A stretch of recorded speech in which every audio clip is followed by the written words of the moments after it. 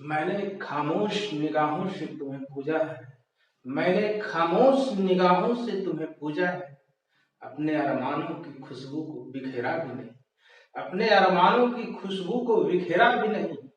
दिल में जज्बात का तूफान छिपाने के लिए दिल में जज्बात का तूफान छिपाने के लिए तज़किरा प्यार का कभी छेड़ा भी नहीं। मैंने खामोश निगाहों से पूजा। तो जी हाँ दोस्तों, इसी तरह खामोश निगाहों से पूछते रहिए, लेकिन पढ़ाई पर भी ध्यान दीजिए। फिर से आपका स्वागत है आपके अपने channel PK boss competition channel पर। चल रहा था मैथ का महासंग्राम और उसमें परसेंटेज पढ़ रहे थे हम लोग। आज परसेंटेज का अंतिम एपिसोड होगा। आज का जब एपिसोड समाप्त हो जाएगा तब आप इस काबिल हो जाएंगे कि आप सीजीएल मेंस, बैंक पीओ या रेलवे का कोई भी एग्जाम हो, सभी का आप क्वेश्चन बना पाएंगे अगर आप वीडियो को सही से देखे होंगे तब। अगर इससे एडवांस आप पढ़ना चाहते हैं, अगर आप एमबीए की तैयारी कर रहे हैं, कैट मैट का एग्जाम देना चाहते हैं, सीमेट का देना चाहते हैं, तो आप मेरे ऑफलाइन क्लास को ज्वाइन कर सकते हैं। और आपके लिए खुशखबरी है कि छठ पूजा के बाद बिहार शरीफ में भी मैं ऑफलाइन बैच शुरू करने जा रहा हूँ और ये ऑफलाइन बैच द्रोणाचार्य एकेडमी में शुरू होगा। छठ के बाद एक दरोगा स्पेशल बैच भी आ रहा है। तो अगर आप दरोगा की तैयारी करते हैं तो संपूर्ण तैयारी के लिए आप द्रोणाचार्य एकेडमी बिहार शरीफ ज्वाइन कर सकते हैं। तो हर साल अगर दरोगा में 2000 सीट होता है तो उसमें से 600-700 रिजल्ट सिर्फ बिहार शरीफ से होता है। तो इस बार भी वही होगा।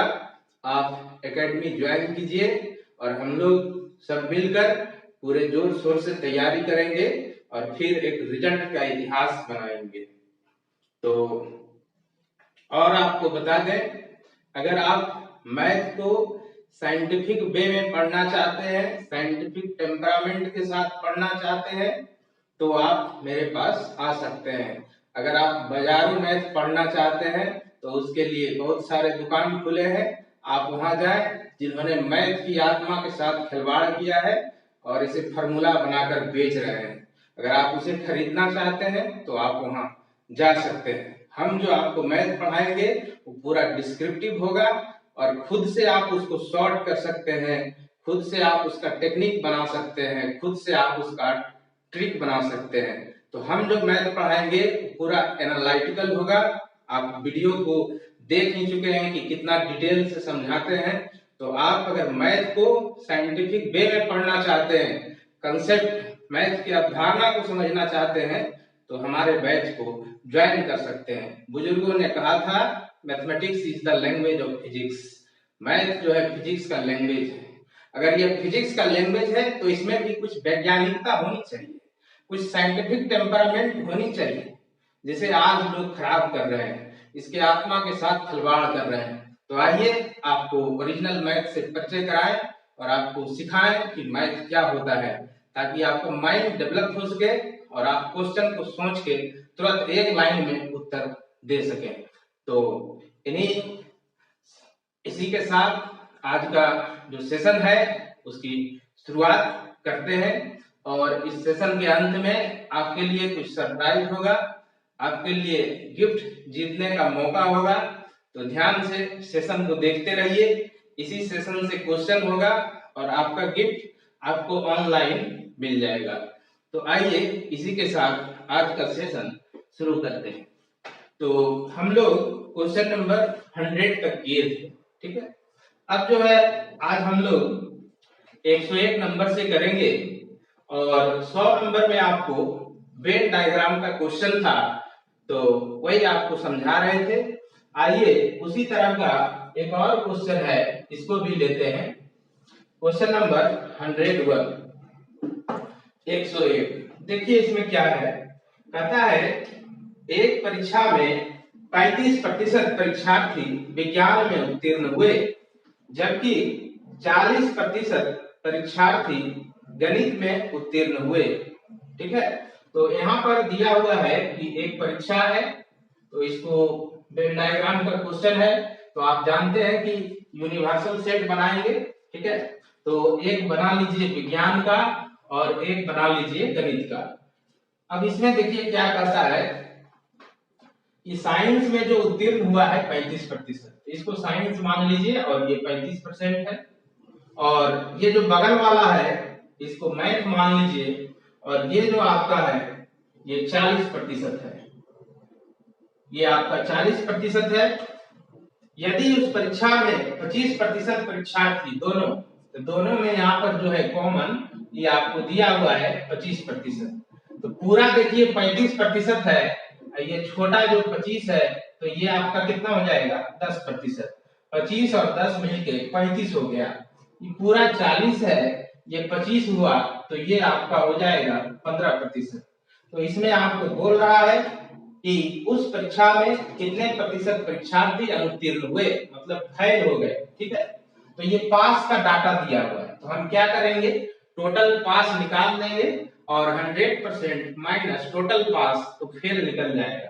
तो ये आपका टोटल पास जो है वो क्या हो जाएगा 10 जोड़ 25 और जोड़ 15, तीनों को आप जोड़ लीजिए, तो तीनों को जब आप जोड़िएगा तो 50% हो जाएगा।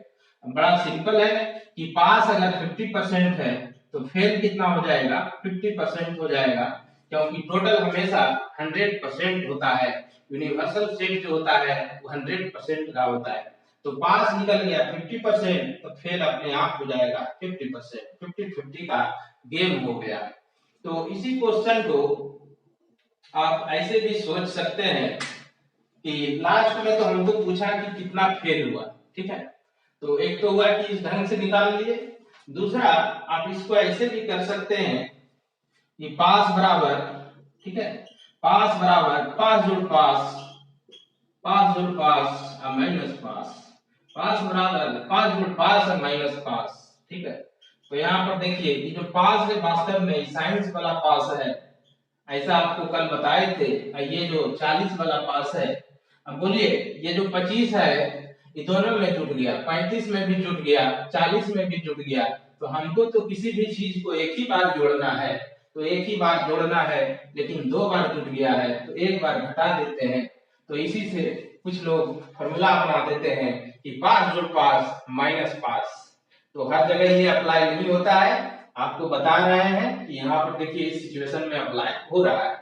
तो यहाँ से इसको कीजिएगा तो फिर आपका 75, 75 में 25 गया तो ये हो जाएगा 50। तो फिर वही बात, जब पास जो है 50% है तो फेल आपका हो जाएगा 50% हो जाएगा। तो इस तरीके से भी बना सकते हैं। दूसरा, इसी पर अभी और डिस्कस करेंगे थोड़ा कि यही सिचुएशन है, इसको हम ऐसे भी सोच सकते हैं, पूरा डीप में आपको समझाएंगे ताकि आप एग्जाम में 2 लाइन में इसको सॉल्व कर सके, आपका धारणा क्लियर होना चाहिए। तो ये आपका एक वेन डायग्राम है, यूनिवर्सल सेट है, इसके अंदर हम ये लेंगे, ठीक है। अब हमसे पूछा क्या था कि कितने प्रतिशत विद्यार्थी फेल हुए, ठीक है। तो देखिए 35% परीक्षार्थी विज्ञान में पास हुआ है, इसका मतलब विज्ञान में फेल कितना हुआ है 65%, 100 माइनस 35 कर देंगे तो विज्ञान में फेल कितना हुआ है 65 फेल हो गया। गणित में आपका कितना पास हुआ है 40%, यानी फेल हो गया है 60%, और दोनों में पास हुआ है 25%, यानी दोनों में फेल हो गया है 75%, ठीक है। तो यहाँ 75, अब कहिएगा कि पूरा 65 है 75 कैसे हो गया, ठीक है। तो ये सिचुएशन है ऐसा, ठीक है। तो यहाँ पर देखिए अगर हम इसको -10 कर दें तो ये बैलेंस हो जाएगा, 75 माइनस 10 65 हो जाएगा। कहिएगा निगेटिव हो गया, गलत हो जाएगा, नहीं, ऑल ओवर का कोई प्रभाव नहीं पड़ेगा, ऑल ओवर आपका आंसर आ जाएगा। देखिए कैसे, फिर 75 है 60 है, तो इसमें कितना कम कर दीजिएगा, तो 15 कम कर दीजिए, ठीक है। तो अब यहाँ पर जो है टोटल फेल हो गया, सभी फेल, ई भी फेल है, ई भी फेल है, बीच वाला भी फेल है, टोटल फेल, तो तीनों को जोड़ दीजिए, -10 प्लस 75, ठीक है, और ये आपका -15, ठीक है। अब इसको जोड़िए तो -15 और -10 -25, तो फेल बराबर कितना हो गया 50%। तो ये डायरेक्ट आपका फेल निकल गया। ठीक है, अब इसी को अगर आप चाहें तो ऐसा भी कर सकते हैं कि फैल बराबर फैल जोड़ फैल माइनस फैल, फैल बराबर फैल जोड़ फैल और माइनस फैल, ऐसा भी कर सकते हैं। तो वही बात होगा, ई आपका है 65, ठीक है, और इधर वाला आपका है 60, और ये 75 जो है 2 बार जुड़ गया है, एक बार घटा दीजिए। ठीक है, तो इसको जोड़िएगा तो 125, और 125 में 75 आप घटा लीजिए तो आ जाएगा 50। तो इस तरीके से भी बना सकते हैं। तो यही है फैल जोड़ फैल माइनस फैल। अब पिछला जो समझाए थे वो था पास जोड़ पास माइनस पास। तो ये कुछ नहीं है, ये इतना सा ही बात है कि ये जो बीच वाला है ये 2 बार जुड़ जाता है, इसलिए उसको एक बार घटा देते हैं। तो उम्मीद करते हैं आपको ये कंसेप्ट समझ में आया होगा।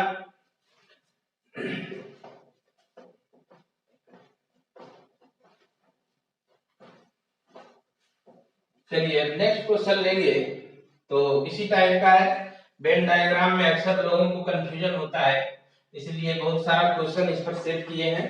एक परीक्षा में 30% परीक्षार्थी अंग्रेजी में फेल हो गया, 35% परीक्षार्थी गणित में फेल हो गया और 85% दोनों में पास हो गया। ठीक है, तो कितना टोटल फेल हुआ? तो अंत में हमको फेल नहीं पूछा है, तो इसको आप इस तरह से बना लें, वेन डायग्राम खींचें। ठीक है, और यहाँ पर 2 सब्जेक्ट है। पहला सब्जेक्ट आपका है कि 30% परीक्षार्थी अंग्रेजी में फेल हुए, तो इंग्लिश में फेल है 30%। ठीक है, इसके बाद है कि मैथ में फेल है 35% और दोनों में पास है 85%। तो अगर दोनों में 85% पास है, इसका मतलब दोनों में फेल है 100 माइनस 85%, यानी 15%। तो बीच वाला बोलिए 15 हो गया, 30 में 15 घटा लीजिए तो ये 15, दोनों मिला के 30 हो गया। ये 35 है तो 20 हो जाएगा, 20 और 15 जोड़िएगा तो 35 हो जाएगा। तो ये आपका बोला कि कितने प्रतिशत परीक्षार्थी अनुत्तीर्ण हुए, तो ये तो सारा फेल है, फेल फेल फेल, तो टोटल फेल बराबर क्या हो जाएगा? 15 जोड़ 15 जोड़ 20। ठीक है, तो यहां से आपको हो गया 30 और 20 50। ठीक है, तो इस तरह से, या फिर आप उस तरीका से भी बना सकते हैं कि फेल बराबर फेल जोड़ फेल माइनस फेल, तो 30 जोड़ 35 माइनस 15, फिर भी आ जाएगा। तो फेल बराबर ऐसे भी बना सकते हैं कि फेल जोड़ फेल माइनस फेल। तो यहाँ से फेल देखिए, यहाँ कितना है 30 है, और उधर कितना है फेल आपका 35 है, और दोनों में निकाल लीजिए 15, तो ये आपका 65 माइनस 15 बराबर 50%। तो इस ढंग से भी आप बना सकते हैं। अब इसमें देखिए कंफ्यूजन क्या होता है कि कुछ लोग कहते हैं कि अगर पास हम करके बनाना चाहें तो क्या गलत हो जाएगा? गलत नहीं होगा, निगेटिव आपका हो जाएगा, लेकिन अंततः आंसर आ जाएगा अल्टीमेटली। देखिए कैसे, वो भी आपको समझाते हैं और कहां आप लोग को कंफ्यूजन होता है।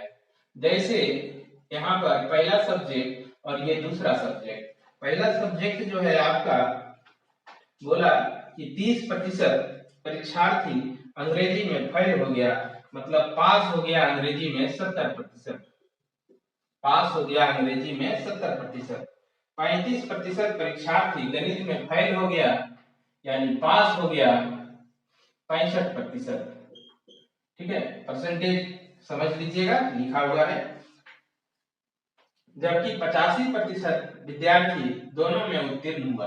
अब दोनों में पास है 85। ठीक है, तो टोटल पास निकालेंगे, उसके बाद 100 माइनस टोटल पास बराबर फेल कर देंगे। ठीक है, तो कहिएगा कि पूरा 70 है और यही 85 है तो गलत है, नहीं, इसको निगेटिव कर देंगे। 85 है तो 70 कैसे आएगा? बोलिए, -15 कर लेंगे, ये आपका पूरा 65 है। ठीक है, तो इसमें कितना घटाएंगे कि आपका 65 हो जाएगा, है ना? तो 20 अगर घटाएंगे 85 में, ठीक है, तो आपका 65 आ जाएगा -20। तो अब आपका टोटल पास हो गया, पास बराबर है ना, -15 -20 85 -35। ठीक है, तो बोलिए टोटल पास हो गया 85। 50%, तो फेल भी हो जाएगा। 100 - 50 बराबर 50%, फेल भी हो गया। तो ऐसे भी आप सोच सकते हैं, या यहाँ पर आप वो फॉर्मूला भी लगाएंगे तब आपका टोटल पास निकल जाएगा। पास जोड़ पास माइनस पास, तब भी आपका टोटल पास 50%। जब टोटल पास 50% है तो फेल बराबर 50%। तो इस तरीके से इसको सॉल्व करेंगे। तो इस दोनों क्वेश्चन की मदद से आपको इसका जो दोनों एस्पेक्ट है उसको हम समझाने का प्रयास किए हैं। आप देखिए, अब इसी तरह के क्वेश्चन में कुछ चेंजिंग आता है तो आगे देखेंगे। तो नेक्स्ट क्वेश्चन है आपका 103, कहता है एक परीक्षा में 65% परीक्षार्थी, फिर यहाँ पर एक यूनिवर्सल सेट लेंगे और अंग्रेजी में पास हुआ, और 70% गणित में पास हुआ, और 27% दोनों में फेल हो गया। तो फेल का डाटा दिया हुआ है तो उसको पास करा लेंगे, क्योंकि अंतिम डाटा जो क्वेश्चन में है कहता है 248 विद्यार्थी है ना दोनों में पास हुआ। तो चूंकि अंतिम डाटा पास का ही है तो सब पास ही निकालते चल जाएंगे, ठीक है। तो 65% जो है अंग्रेजी में उत्तीर्ण हुआ, तो यहाँ दो डायग्राम लीजिए।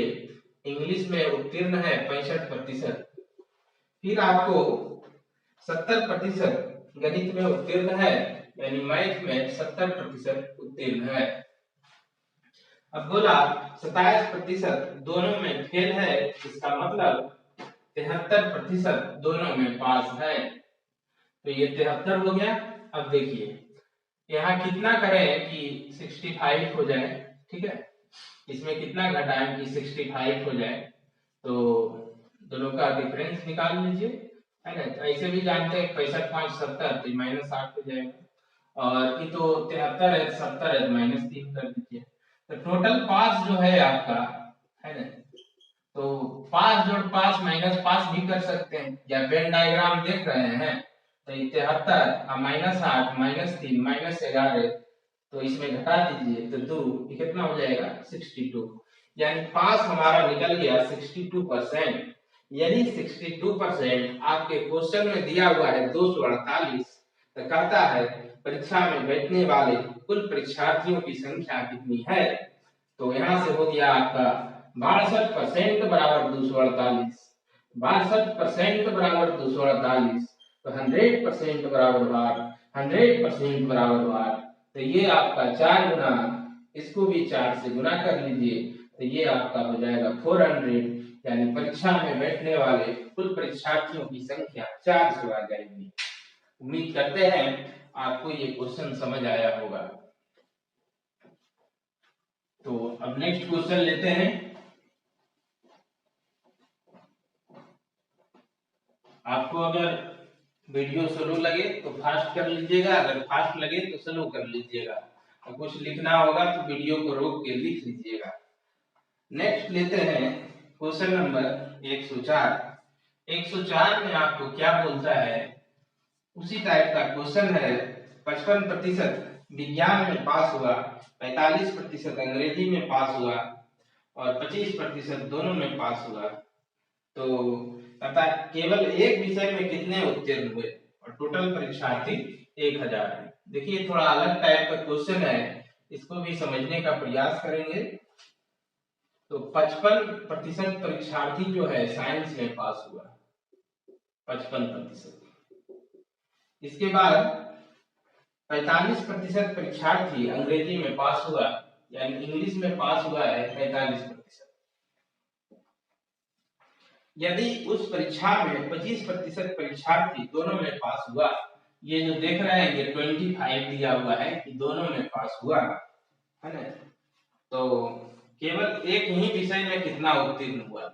यहाँ पर देखिए क्वेश्चन पूछा है केवल एक ही विषय में, तो केवल एक ही विषय का यहाँ पर एरिया कौन है। देखिए ये जो एरिया आप देख रहे हैं, ये एरिया, ये केवल एक विषय का एरिया है, ठीक है। ये एरिया जो देख रहे हैं ये केवल एक विषय का एरिया है।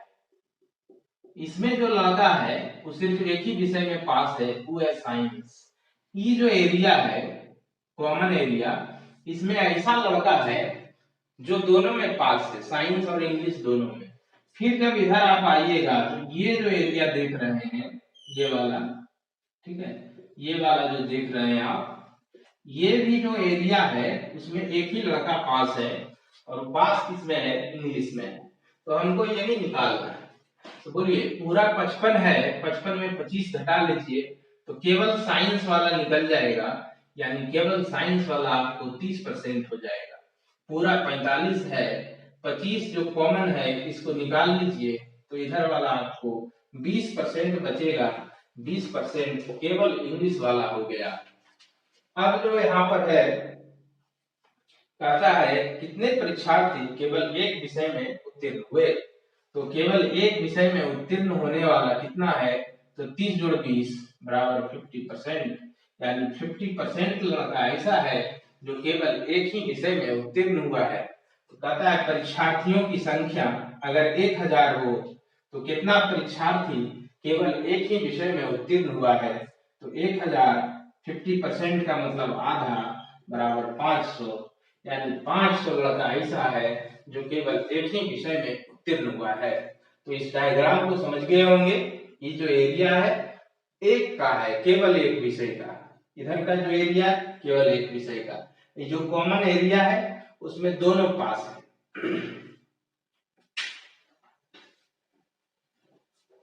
चलिए अब इसको मिटाते हैं, अगला क्वेश्चन लेंगे। तो हर क्वेश्चन में आप देख रहे हैं थोड़ा थोड़ा परिवर्तन है और सबको हम समझाते जा रहे हैं। अगला देखिए 105 नंबर है। फिर इसमें देखिए थोड़ा चेंजिंग आया है, वेन डायग्राम का ही क्वेश्चन है लेकिन थोड़ा इसमें परिवर्तन है। इसमें क्या लिखा है कि 70% परीक्षार्थी विज्ञान में पास हुआ, ठीक है। तो 70% परीक्षार्थी जो है विज्ञान में पास हुआ।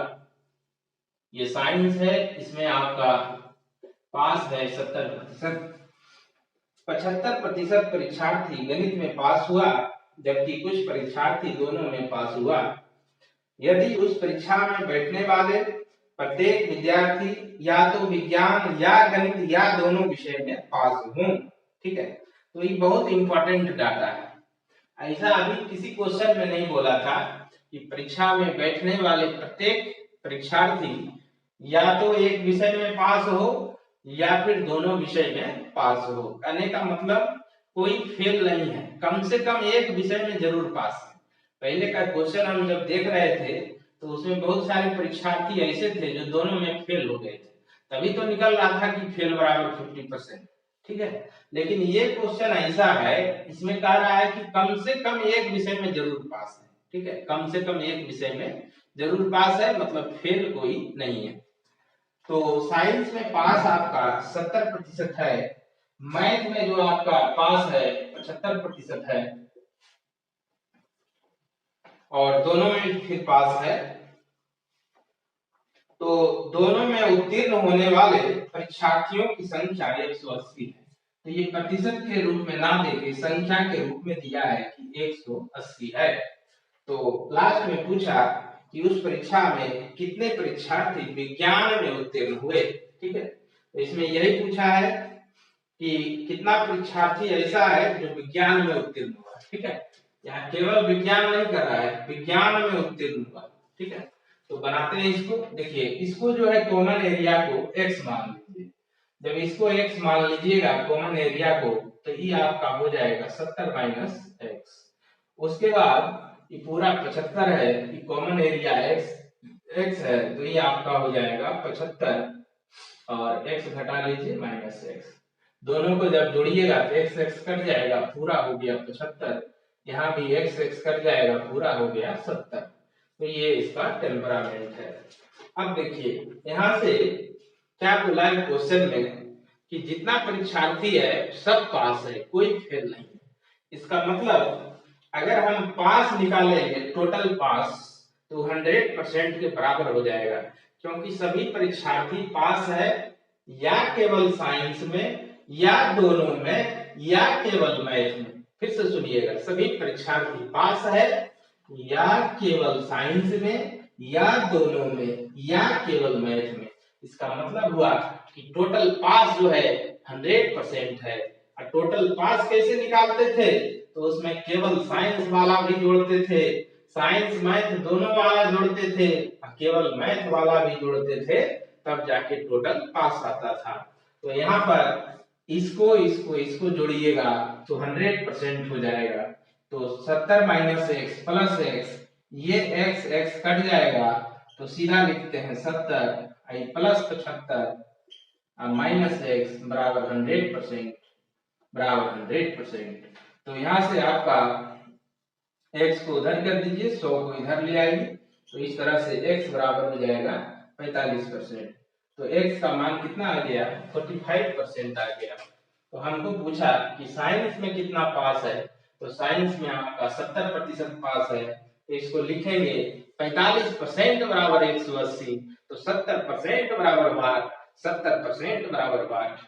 तो इसी तरीका से इसको सॉल्व करेंगे। यहाँ लिखते हैं 45% बराबर 180, तो 70% बराबर 60, तो ये आपका 4 गुना है, तो इसको भी 4 गुना कर लीजिए, तो ये आपका हो जाएगा 280। यानी 280 ऐसे परीक्षार्थी हैं जो विज्ञान में उत्तीर्ण हुए हैं। Option number 3। तो उम्मीद करते हैं समझ में आया होगा। दूसरा एक चीज और इसमें आपको बताना चाहेंगे कि इस तरह का क्वेश्चन आपको दिया हो और दोनों विषय में कितना पास है ये निकालना। इस तरह का क्वेश्चन आपको दिया हो और दोनों विषय में कितना पास है ये निकालना हो, तो आप ऐसे भी कर सकते हैं कि इस दोनों को जोड़ लीजिए, 70 जोड़ 75 और माइनस 100 कर लीजिए, तो ये बीच वाला निकल जाता है। 70 जोड़ 75 और माइनस 100 कर लीजिए, तो ये भी वही बात हुआ। 70 75 को जोड़िएगा तो 145 और माइनस 100 बराबर कितना हो जाएगा, 45। तो ये बीच वाला निकल गया। ठीक है, 100 में माइनस इसलिए किए क्योंकि पूरा जो है वो 100% कह रहा है कि सभी परीक्षार्थी पास है, कोई फेल नहीं है, कम से कम एक विषय में भी पास जरूर है। तो उम्मीद करते हैं कि ये कंसेप्ट भी समझ में आया होगा। जब आपका प्रैक्टिस बहुत ज्यादा होगा तब तो आप क्वेश्चन देखिएगा, 70 जोड़ 75 कर दीजिएगा, 100 में घटा 45 आया। अच्छा, 45% बराबर 180, तो 70% बराबर 280। 2 लाइन का खेल है, इतना हम आपको समझाने के लिए कर रहे हैं, इतना आपको एग्जाम में लिखने का कोई जरूरत नहीं है, बस ये 2 लाइन में खेल खत्म हो जाएगा।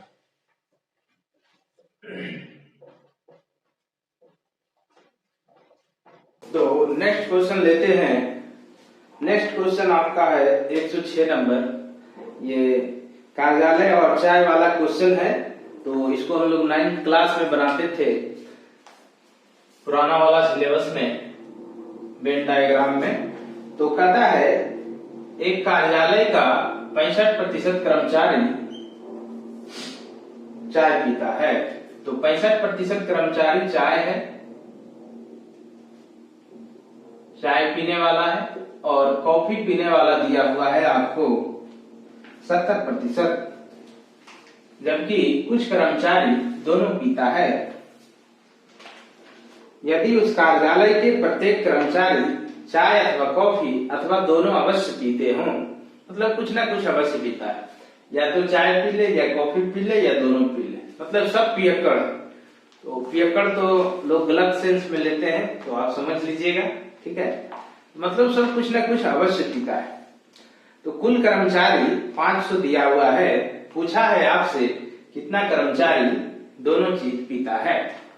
तो देखिए पिछला जो क्वेश्चन था उसी कंसेप्ट का यूज करेंगे, यानी 100% इसमें पियक्कड़ है।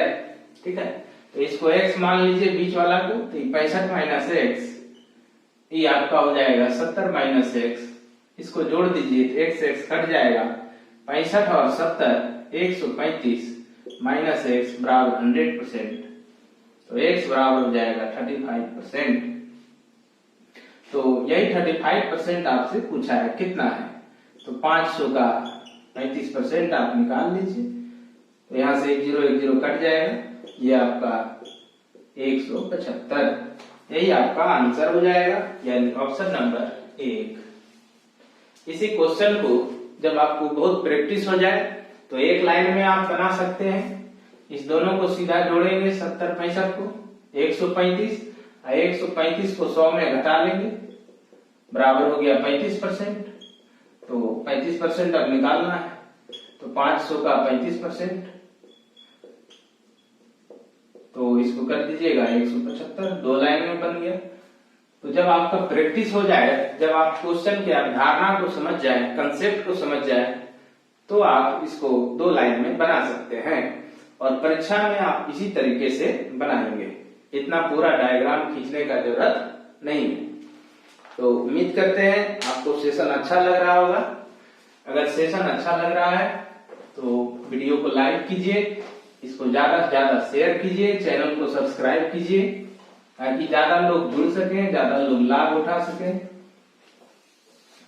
और वीडियो को छोड़ के कहीं जाइएगा नहीं, क्योंकि वीडियो के लास्ट में आपके लिए एक क्वेश्चन है और उस क्वेश्चन का जो सही जवाब देंगे उनको ऑनलाइन गिफ्ट मिलेगा, कुछ स्पेशल।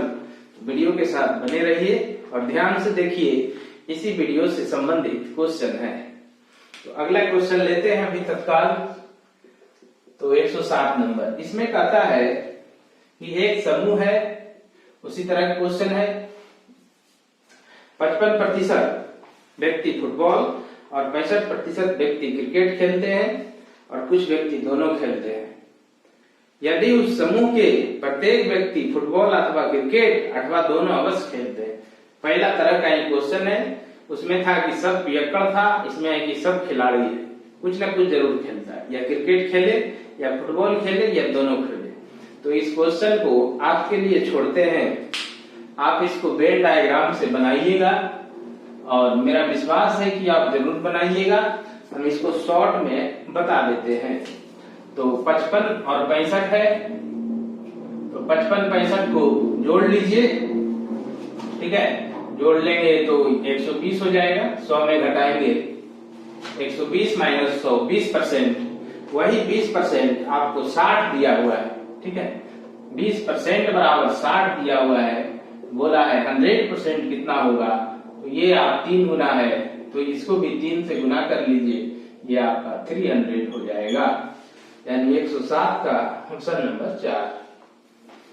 आइए अगला क्वेश्चन लेंगे 108 नंबर।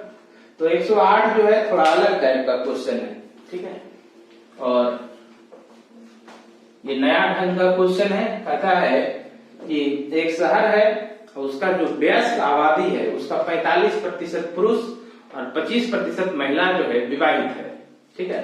इसका मतलब क्या हुआ, और आगे शर्त भी लिखा है कि एक पुरुष एक ही महिला से शादी कर सकता है और एक महिला एक ही पुरुष से शादी कर सकती है।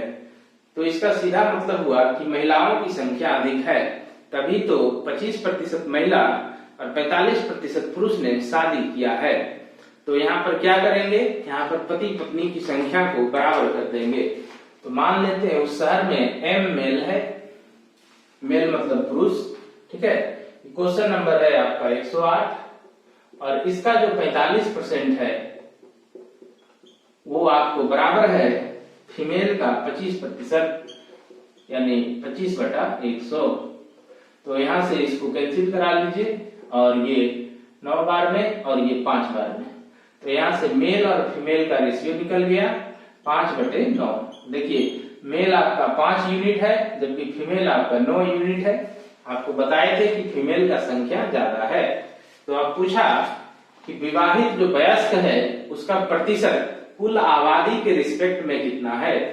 तो देखिए 5 जो है पूरा मेल है, इसमें 45% विवाहित है, ठीक है, प्लस 9 फीमेल है और इसमें आपका 25% विवाहित है, टोटल हो जाएगा 9.14 गुना 100%। तो यहां से देखिए 100 जो है लघुत्तम हो जाएगा, 45 गुना 5 225, 25 गुना 9 25 9 225, यानी ऊपर में हो गया 450, ये 100 नीचे आ जाएगा, 14 गुना 100, इधर आपका है 100%। तो यहां से अब आप इसको काटा लीजिए, ठीक है, और इसमें 14 से भाग दीजिए तो कितना आता है, 14 या 42, 30 हो गया, 14 दूनी 28, 20 1 तो 60, 14 56, तो ये लगभग में 32.14% हो जाएगा, यानी 108 का 4 नंबर हो जाएगा। तो ये नया टाइप का क्वेश्चन था, इसको आप प्रैक्टिस करेंगे।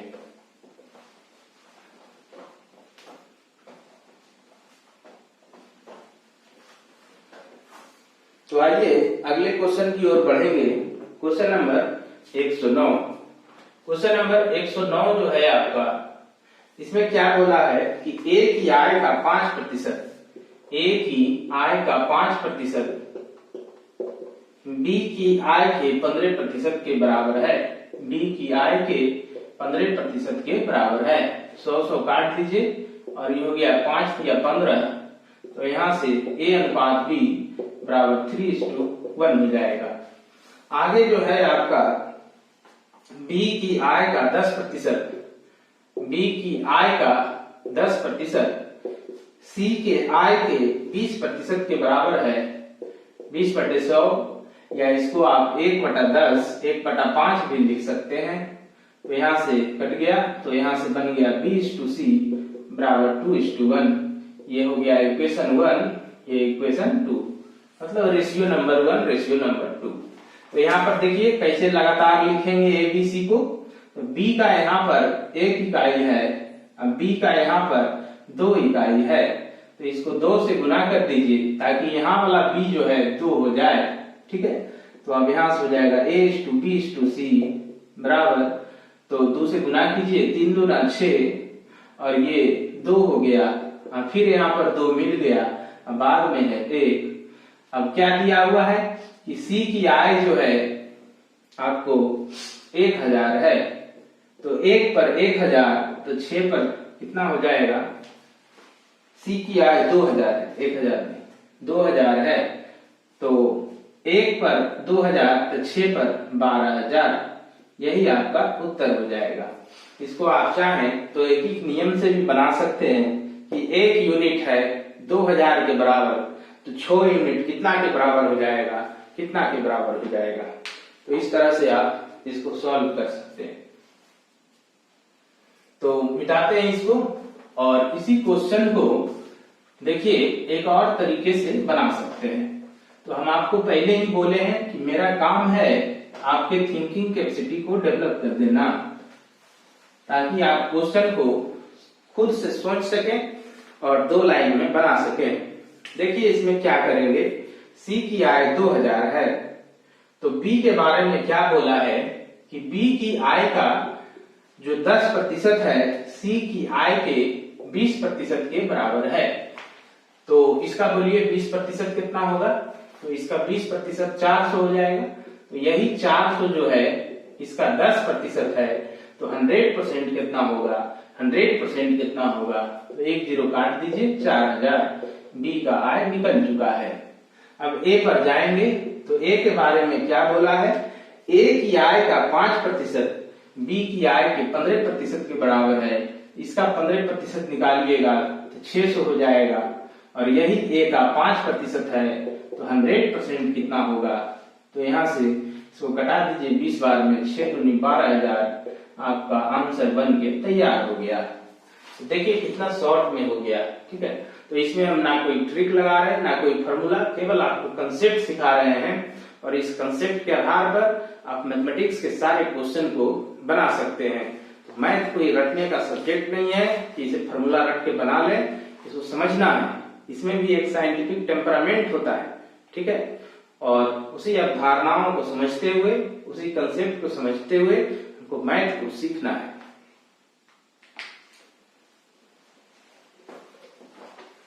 आइए क्वेश्चन नंबर 110 लेते हैं।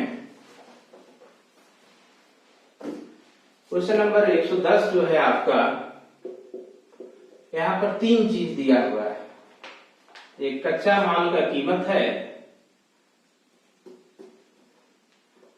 कच्चा माल का कीमत है, दूसरा श्रमिक लेबर कॉस्ट जिसको कहते हैं, और तीसरा जो दिया हुआ है अतिरिक्त खर्च है ना। तो 3 चीज का चर्चा है, कच्चा माल और लेबर और अतिरिक्त कितना खर्च पड़ रहा है। तो कच्चा माल जो है उस पर जो कीमत आ रहा है और श्रमिक पर अतिरिक्त पर जो कीमत आ रहा है उसका रेशियो दिया हुआ है 2:3:5। कहता है अगले साल क्या होता है, तो कच्चा माल में 10% की वृद्धि होती है। तो 2 रुपया है मान लेते हैं, 10% वृद्धि हुई तो 10% निकालिएगा, इधर से दशमलव दीजिए 0.2 यानी 20 पैसा। तो 10% जब इसमें वृद्धि होगा तो हो जाएगा 2 रुपये 20 पैसा। ठीक है, इसमें लिखा है 20% की वृद्धि होती है, तो 10% 30 पैसा, तो 20% 60 पैसा यानी 3 रुपये 60 पैसा। इसमें जो है 5% की कमी होती है, तो इसका 10% 50 पैसा, इधर से दशमलव दीजिएगा 50 पैसा हो जाएगा, आधा कीजिए तो 25 पैसा हो जाएगा। ठीक है, तो चूंकि कम हुआ है तो घटाएंगे, इसमें जोड़ेंगे नहीं, तो 5 रुपया में 25 पैसा जब घटा दीजिएगा तो ये बचेगा 4 रुपया 75 पैसा। अगर ये सब आपको समझने में दिक्कत हो रहा है तो आप मेरा पहला और दूसरा वीडियो अवश्य देखिए, आपका सारा कंसेप्ट क्लियर हो जाएगा। जो बच्चे लगातार देख रहे होंगे पहले एपिसोड से, उनको कोई परेशानी नहीं हो रही होगी। तो शुरू में देखिए खर्च कितना था, 10 था, जोड़ दिए 5 3 8 और 2 10। अब देखिए खर्च कितना है, जोड़िए इसको 5 और 7 6 13, 13 2 15 5, बाकी है 5 3 8 और 2 10। तो पहले 10 था, अब हो गया 10 रुपया 55 पैसा। तो वृद्धि कितना हुआ, 0.55 का मूल मान है आपका 10, प्रतिशत में निकालना है तो गुना 100%, 10 कट गया, ये हो गया 5.5%। तो हम आपको बोले थे कि क्वेश्चन जैसे जैसे बड़ा होते जाएगा वैसे वैसे हम और उसको छोटा करते जाएंगे। तो जितना बड़ा क्वेश्चन उसका उतना शॉर्ट सॉल्यूशन कंसेप्ट से, बाजारू तरीके से नहीं, फॉर्मूला से नहीं। तो अगर आपको मैथ को एक नए अंदाज में पढ़ना है, साइंटिफिक वे में पढ़ना है, तो आप मेरा क्लास अवश्य ज्वाइन करेंगे।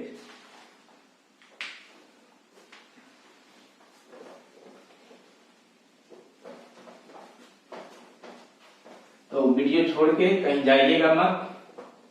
अब वो समय धीरे धीरे नजदीक आ रहा है जब आपके लिए वो क्वेश्चन होगा जिस पर आपको ऑनलाइन गिफ्ट मिलेगा। जो पहले जवाब देंगे कमेंट बॉक्स में, उनके लिए वो गिफ्ट होगा।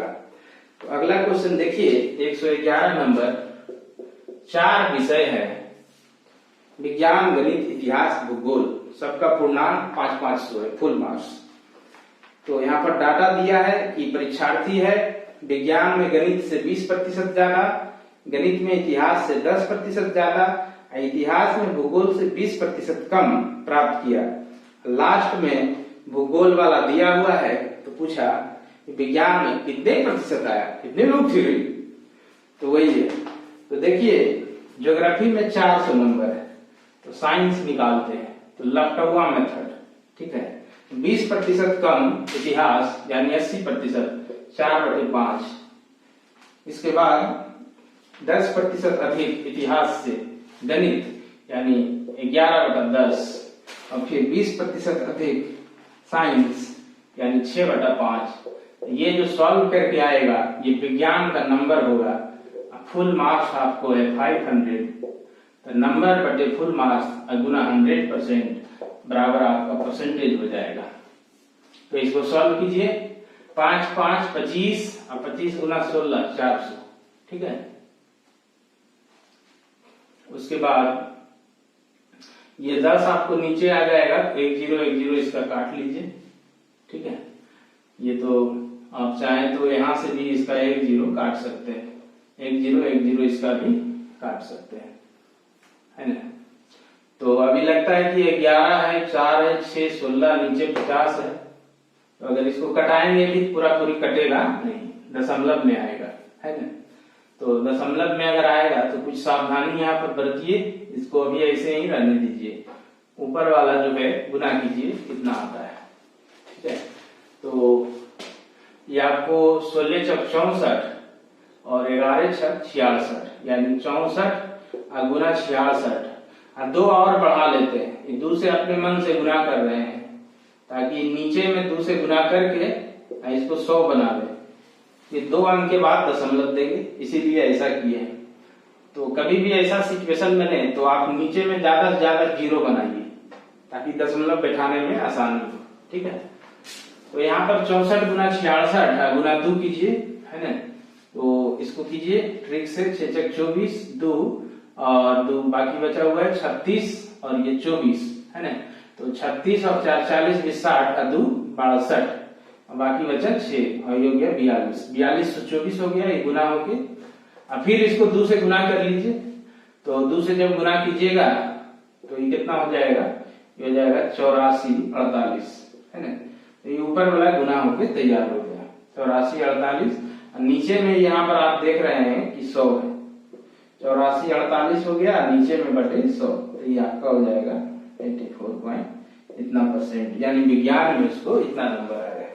इसी ढंग से देखिए, इसी को एक और आप तरीका से बना सकते हैं, और वो तरीका जो है इससे आसान है, लेकिन उसमें थोड़ा सा दिमाग लगता है। ठीक है, एकदम कुछ नहीं है, बस लिख देंगे बन जाएगा, ऐसा तरीका है। तो इसमें क्या करेंगे कि भूगोल में जितना नंबर लाया उसको आप प्रतिशत में बदल दें। तो 400 नंबर लाया, तो 500 में 400 नंबर लाया, मैंने 4/5, 4/5 का मतलब 80%, यानी ज्योग्राफी में उसका हो गया 80%। अब इससे 20% कम इतिहास में आया, यानी हिस्ट्री में 20% कम। तो बोलिए 10% 8 हो जाएगा, 20% 16 हो जाएगा, तो इसमें 16 घटा लीजिए तो ये हो जाएगा 64%, यानी इतिहास का हो गया 64%। इसके बाद जो है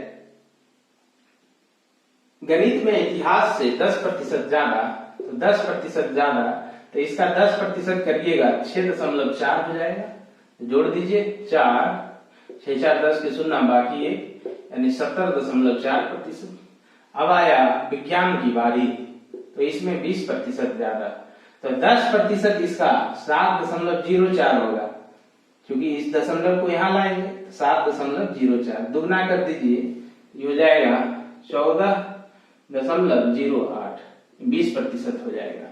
तो मैथ से 20% ज्यादा साइंस में है, तो इसी को जोड़ देते हैं 14.08, इसको जोड़ दीजिए, देखिए कितना आता है 8, तो ये आपका आंसर बन के तैयार हो गया, यही आंसर है।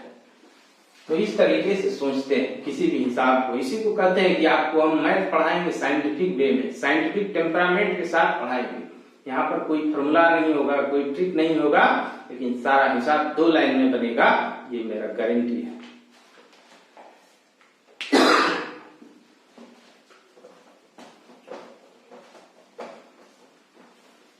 आइए क्वेश्चन नंबर 112 लेते हैं। अब जो है आपका सेशन धीरे धीरे समाप्ति की ओर है। क्वेश्चन नंबर 112 जो है आपका, इसमें है किसी वस्तु पर कर में 10% की कमी करने से उसकी खपत 8% बढ़ जाती है। तो ये क्वेश्चन आपको बताए थे, प्रोडक्ट कॉन्स्टेंसी वाला है। जाते जाते इसको थोड़ा याद कर लेते हैं। प्राप्त राजस्व बराबर कर गुना खपत, ये कोई फॉर्मूला नहीं है, ये दिमाग की उपज है। कहने का मतलब हुआ कि राजस्व कर और खपत पर डिपेंड करेगा, निर्भर करेगा। तो कर में 10% की कमी किया है और खपत में 8% की वृद्धि किया है। तो ये भी फॉर्मूला लगा दीजिए, -10 + 8 प्लस माइनस माइनस 10 गुना 8 बटे 100, यहाँ से 1 0 काट लीजिए, ये हो जाएगा -2, -0.8 दोनों मिलके हो जाएगा -2.8%। इसका मतलब 2.8% की कमी, माइनस साइन दर्शाता है कि कमी हुई, यानी 112 का 2 नंबर हो जाएगा। तो नेक्स्ट क्वेश्चन लेते हैं, और अगला क्वेश्चन जो है लास्ट क्वेश्चन है परसेंटेज का। इसी के साथ परसेंटेज चैप्टर पूरी तरह से समाप्त हो जाएगा और आपको एक ऐसा क्वेश्चन मिलेगा जिससे कि आपको गिफ्ट मिलेगा। ठीक है, तो ये क्वेश्चन है 70,000 रुपया है, उसको 2 प्रकार का बॉन्ड है, ए और बी, उसमें इन्वेस्ट करता है एक आदमी। कंपनी का 2 बॉन्ड है, ए और बी, उसमें एक आदमी 70,000 रुपया इन्वेस्ट करता है। ठीक है, कंपनी बॉन्ड ए पर 12% लाभांश देती है और बॉन्ड बी पर 16% देती है। कंपनी शर्त लगा दी है कि अगर आप ए पर 100 रुपया लगाते हैं तो बी पर 40 रुपया ही लगा सकते हैं। वही लिखा है कि एक प्रतिबंध के अनुसार बॉन्ड बी पर लगाई गई राशि बॉन्ड ए पर लगाई गई राशि के 40% से अधिक नहीं हो सकती। मतलब अगर इस पर आप 100 रुपया लगाते हैं तो इस पर मात्र 40 रुपया लगाइए। तो रेशियो बना लीजिए 20/100, 20 दूनी 40, तो जाएगा 5:2। 5:2 में 70,000 को बांट लीजिए। तो अनुपात में जोड़ है 7 का, ओरिजिनल है 70,000, तो 7 पर हो गया 70,000, तो 1 पर 10,000। तो बोलिए 5 पर कितना हो जाएगा? 50,000 और 2 पर आपका 20,000। तो ये 2 पार्ट में बढ़ गया 50,000 और 20,000। यानी बॉन्ड ए में लगेगा 50,000, अब फायदा देता है 16% का वार्षिक। तो 1 साल में उसको कितना देगा कंपनी? तो 50,000 का 12% तो 6,000 हो जाएगा।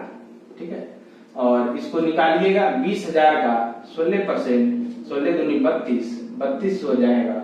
दोनों को जोड़ दीजिए तो हो जाएगा 9200। ठीक है, यानी 6,000 प्लस 3200 बराबर 9200, यानी कंपनी उसको 9,200 रुपया देगा। और ये आपका ऑप्शन नंबर 1 है। अब आ गया आपके क्वेश्चन की बारी। उम्मीद करते हैं आपको सेशन अच्छा लगा होगा, समझ आया होगा। आपको समझ आया, वीडियो को लाइक कीजिए, चैनल को सब्सक्राइब कर दीजिए, इसको ज्यादा से ज्यादा शेयर कर दीजिए। और जो नया बैच आने वाला है बिहार शरीफ में, उसको जरूर ज्वाइन कीजिए। अब क्वेश्चन का बारी है। तो अभी जब हम वीडियो में पढ़ा रहे थे तो हम अपने हाथ में एक घड़ी पहने हुए हैं। आपको बताना है कि इस घड़ी में कितना टाइम हो रहा है। ठीक है, यही आपको बताना है। जो भी लड़के सही जवाब देंगे उनको हम ऑनलाइन गिफ्ट भेजेंगे। तो आप गौर से देखिए वीडियो को, आप पता कीजिए कि इस घड़ी में कितना समय हो रहा है। तो इसी के साथ इस सेशन को समाप्त करते हैं। जय हिंद।